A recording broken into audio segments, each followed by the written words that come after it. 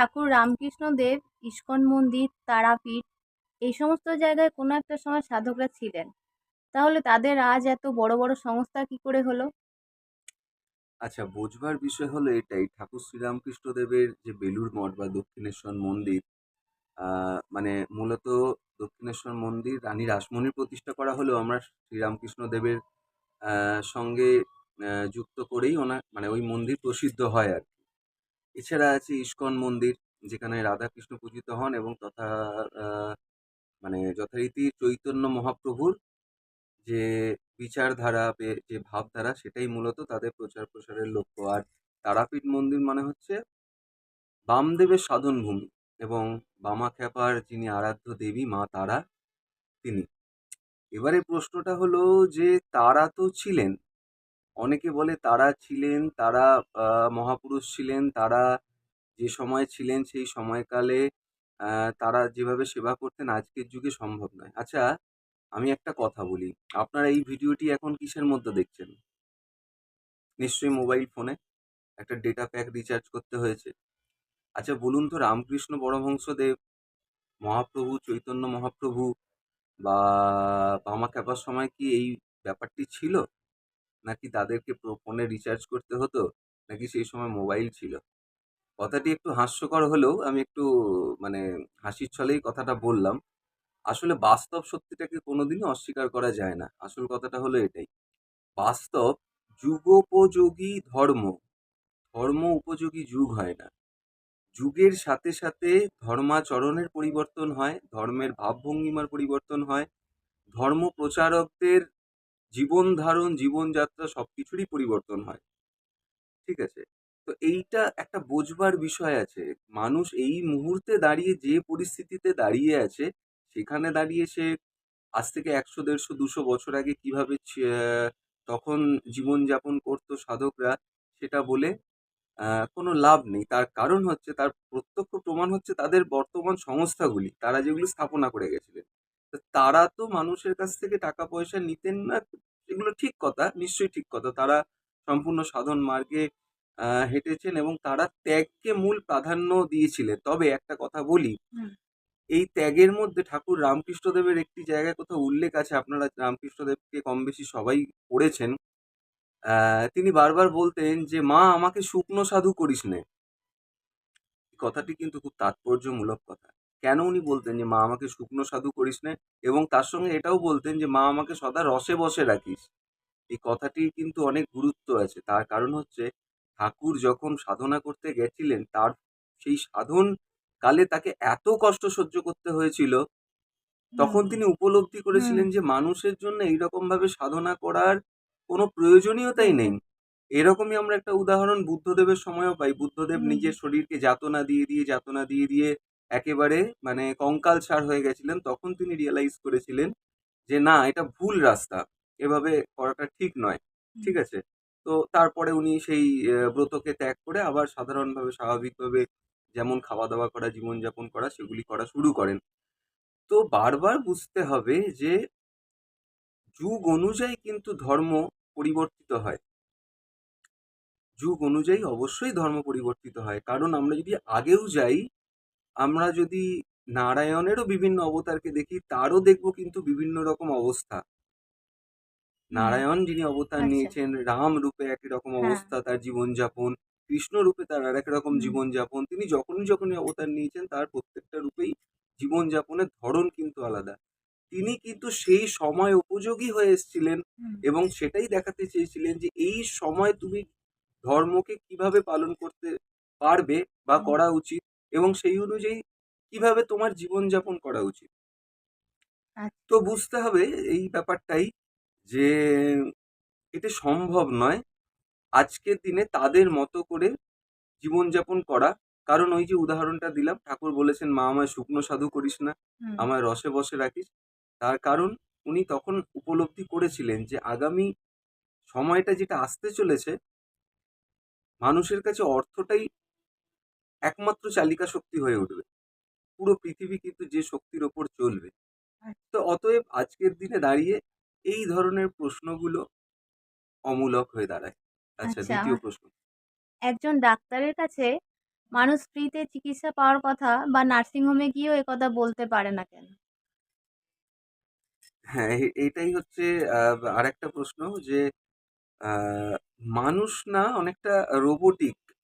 Robotic এই কারণে বললাম যে মানুষকে যেটা দেখানো হবে, বোঝানো হবে, মানুষ সেটাই দেখে, সেটাই বোঝে। আজকে হসপিটাল বা নার্সিং হোম এই ধরনের অপশন দেয় না। হুম, অথচ তাদেরও কাজ কিন্তু নিরাময় করা। হুম, ঠিক আছে? কি করে? তারা তো নিরাময় করে। কিন্তু যেহেতু মানুষ ওটাকে দেখতে পাচ্ছে চোখেতে, যে ছুরি, কাঁচি, সার্জারি ইন্সট্রুমেন্ট, ডাক্তারদের সুটেড বুটেড পোশাক-আশাক, ঠিক আছে? আ এবং সমস্ত কিছু নিয়ে তারা যেহেতু চোখে দেখতে পাচ্ছে এই ব্যাপারটাকে, সেহেতু মানতে পারছে বা মানতে বাধ্য হচ্ছে। আমি মানতে পারছে বলব না। মানাতে বাধ্য করা হচ্ছে। হুম। এই সিস্টেমটাকে এইভাবেই তৈরি করা হয়েছে। তাই মানুষ যেখানে অপশন পায় না, সেখানে কিছু বলতে পারে না। আর যেখানে অপশন পেয়ে যায়, সেখানে হাজারো কথা বলার জায়গা চলে আসে। আচ্ছা, আচ্ছা, আমি পরের প্রশ্নে যাচ্ছি। অবশ্যই। ডাক্তারি করা এটাও তো তার জীবিকা। হুম, তাহলে মানুষ তার রোজগার বা আয় নিয়ে কোনো প্রশ্ন তোলে না। হুম, অথচ কোনো নিরাময়কারীকে যদি অর্থ দিতে হয়, তবে হুম। খানিকটা করুণ সুরে বলে যে, ওনারও তো সংসার আছে, নয়তো কিভাবে চলবে বলো?" আচ্ছা। এটা আরেকটা খুব ভালো প্রশ্ন। আমি সত্যি এই জিনিসটাকে দেখেছি। বিভিন্ন জায়গায় আমি এই জিনিসটাকে দেখেছি। যে যখনই কোনো সাধক বা আধ্যাত্মিক নিরাময়কারী বা এইরম ধরনের কোনো ব্যক্তিদের কিছু ব্যক্তি আছে সমাজে তাদেরকে ছেড়ে বলছি, যারা বর্তমানে হয়তো একটা খুব নামজাদা হয়ে গেছেন। আ আম তাদের কথাটা ছেড়ে বলছি। কারণ তারাও একটা কিন্তু সিস্টেম বানিয়ে নিয়েছে। তাই জন্য সেখানেও মানুষ কিন্তু তাদের একটা আলাদা চোখে দেখতে বাধ্য হচ্ছে। আর রেস্টটা বলছি যে মানুষ সাধকদের প্রতি বা আধ্যাত্মিক নিরাময়কারীদের প্রতি একটা করুণ স্বর কেন মানুষের? ওই যে আমি আগের পার্টটিতে বলেছিলাম যে এটা কিছুটা সাধক এবং নিরাময়কারীদের, সাধকদের কথাটা আমি বলব না, নিরাময়কারী যারা এই কাজটি করছেন তাদেরই দোষ। তার কারণ হচ্ছে তারা নিজেদেরকে রিপ্রেজেন্ট করতে পারেনি। অ্যাকচুয়ালি ব্যাপারটা কি হয়, আমাদের শিক্ষাগুলো যখনই কি বিদেশি মোড়কে গিয়ে বিদেশি প্যাকিং হয়ে আমাদের কাছে চলে আসে, আমাদের কাছে সেটা ভীষণ মূল্যবান হয়ে যায়। কিন্তু আমাদেরই যখন দেশীয় শিক্ষা, দেশেরই কোনো মানুষ, আমারই আশেপাশের বাড়ির কোনো মানুষ, আমারই শহরের কোনো মানুষ বা গ্রামের কোনো মানুষ করছে, হুম, তখন মানুষ সেটার যেন মূল্যই দিতে জানে না, হুম, শেখেই নি এই ব্যাপারটা। হুম, ঠিক আছে? ওই যে একটা বাংলা কথা আছে না যে, "গেঁয়ো যোগী ভিক পায় না?" হুম, ব্যাপারটা হচ্ছে অনেকটা সেই রকম। কিন্তু আমি বলি আজকে বর্তমান দিনে আপনারা দেখবেন যে রেইকি হিলিং, তারপরে আপনার ট্যারো কার্ড রিডিং, তারপরে আছে প্রাণিক হিলিং, বিভিন্ন ধরনের হিলিং মডালিটি আজকের দিনে বাজারে আ ভীষণ রকম মানে সাড়া ফেলে দিয়েছে। হুম, আচ্ছা, এই হিলিং গুলোর যদি একটু ভেতরে ঢুকে যান আপনারা, আপনারা দেখবেন এটা আমাদের প্রাচীন সূর্য বিজ্ঞান এবং বিভিন্ন ধরনের আধ্যাত্মবিজ্ঞানের যৎসামান্য মানে অংশ। হুম, ঠিক আছে? আমি যেমন প্রাণিক হিলিং সম্বন্ধে বলি একটুখানি। মাস্টার চোয়া কোক সুই, যিনি ইন্দোনেশিয়ার একজন বাসিন্দা ছিলেন। হুম, মাস্টার চোয়া কোক সুই এই প্রাণিক হিলিং এর ফাউন্ডার। হুম, মাস্টার চোয়া কোক সুই হিমালয়ে একটা সময় ৫ থেকে ৭ বছর কাটান। উনি হিমালয়ের বিভিন্ন যোগীদের সঙ্গে ঘোরাফেরা করেন, তাদের বেশ কিছু জ্ঞান নেন এবং উনি ওখান থেকে সূর্য বিজ্ঞানের বেশ খানিকটা জিনিস জানতে পারেন। কিন্তু ওই বেশ খানিকটাটা আমাদের যে টোটাল স্বাস্থ্যটা তার তুলনায় একেবারেই সামান্য। মানে একটা ধুলোকণার পরিমাণও নয়। কিন্তু উনি কি করেন, বিদেশে গিয়ে সেটাকে পেটেন্ট করিয়ে নিয়ে এসে একদম সুন্দর করে সাজিয়ে প্যাকিং করে সেটাকে আবার পুরো ওয়ার্ল্ডে বিক্রি করতে আরম্ভ করে দেয়। তো প্রাণিক হিলিং এর আজকে ফাউন্ডার হিসেবে লোকে কিন্তু মাস্টার চোয়া কুক সুইকেই জানে, বা যিনি রেইকি হিলিং এর যিনি ফাউন্ডার আছেন, এই প্রত্যেকটা জিনিসেরই বলছি। কিন্তু এগুলোর রুট সবকিছুই হচ্ছে আমাদের ভারতবর্ষ। যেমন মার্শাল আর্ট, লোকে মার্শাল আর্ট বললেই লোকে আগে সবার আগে নাম পড়ে যায় খুব বিখ্যাত ফিগার ব্রুস লি, তারপরে ওই সিনেমার ওই যে ফিগার জ্যাকি চ্যান। কিন্তু অ্যাকচুয়ালি আমাদের যে এই মার্শাল আর্ট এই শিক্ষাটাকে ১ম নিয়ে গেছিল আমাদের দেশের বোধিধর্মান। এই হুম, বোধিধর্মানকে আমাদের দেশের লোকরাই কিন্তু বেশিরভাগ চেনে না। হুম, উনি কিন্তু জাপানে, চায়নাতে, আচ্ছা, ইন্দোনেশিয়াতে বিভিন্ন জায়গায় উনার মূর্তি কিন্তু পুজো করা হয় রীতিমতো। ঠিক আছে? আচ্ছা, তো এছাড়াও আমি অনেক কিছু এই ব্যাপারে বলতে পারি। তো আমাদের কি আ দেশেরই জিনিস যখন বিদেশি মোড়ক লেগে যায়, তখনই কিন্তু সেটার মূল্য আমাদের কাছেই অনেক বেড়ে যায়। হুম, আচ্ছা, এটা কিন্তু ভারতীয়দের থেকে বেশি অনেক বিদেশিরা এই ব্যাপারটাকে অনেক ভালো বোঝে যে হুম, ভারতীয়রা কি জিনিস পছন্দ করে। হুম, ভারতীয়রা নিজের নিজের দেশের জিনিসের প্রতি, নিজের চামড়ার রঙের প্রতি, নিজের পোশাক আশাকের প্রতি, নিজের সংস্কৃতির প্রতি গর্ব অনুভব করতো না। এবং যারা বা হুম করতো সেটা ব্রিটিশদের বিভিন্ন ছলা কলায় ফলে। এবং আমি বিতর্কিত কয়েকটি বিষয় হয়তো বলতে যাচ্ছি, কিন্তু কেউ অস্বীকার করতে পারবে না। মেকলের যে শিক্ষানীতি, হুম মেকলের হুম শিক্ষানীতি এসে আমাদের ভারতবর্ষে ভারতীয় কালচার, সভ্যতা, সংস্কৃতি, শিক্ষা সমস্ত কিছুকে ডিস্ট্রয় করে এবং ভারতীয়দের চোখেই ভারতীয়দেরকে হীন দেখতে শেখায়। হুম এই কারণেই আজকে এই অবস্থা। ডাক্তারি শাস্ত্র, দ্য ফাদার অফ সার্জারি হচ্ছেন মহর্ষি সুশ্রুত। হুম আজও অবধি আপনারা যদি বিভিন্ন মানে লাইব্রেরিতে চলে যান, আপনারা মানে মেডিকেল লাইব্রেরিগুলোতে চলে যান বা মেডিকেল এই ধরনের যে বইগুলো থাকে, ওখানেও দেখবেন এই প্রথম এই যে বইটি আপনি দেখতে পাবেন বড়ভাবে রাখা থাকে, বেশ, দ্য ফাদার অফ সার্জারি ছবি দিয়ে দেখা যায় মহর্ষি সুশ্রুতের হুম ছবি দেওয়া থাকে।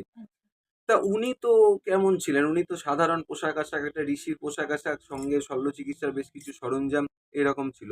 বাট WHO মানে ওয়ার্ল্ড হেলথ অর্গানাইজেশন একটা প্রোটোকল বেঁধে দেয়। প্রত্যেকবার প্রতি বছর নতুন, নতুন করে। সেখানে ড্রেস কোড কেমন হবে, কোন রোগ এবারে পৃথিবীর মধ্যে আধিপত্য লাভ করবে, তার ট্রিটমেন্ট কি হবে, তার ভ্যাকসিনেশন কি হবে।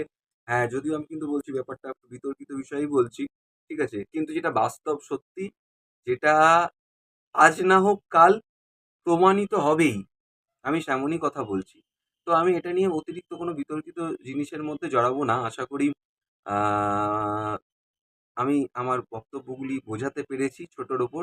১ম পার্টটিতে কিছুটা কথা বলেছিলাম, ২য় পার্টটিতে কিছুটা কথা বললাম। এটা নিয়ে বলতে গেলে আরো বিস্তারিত অনেক কিছু বলা যায়। আশা করি বোঝাতে পেরেছি। ধন্যবাদ। খুব ভালো থাকবেন।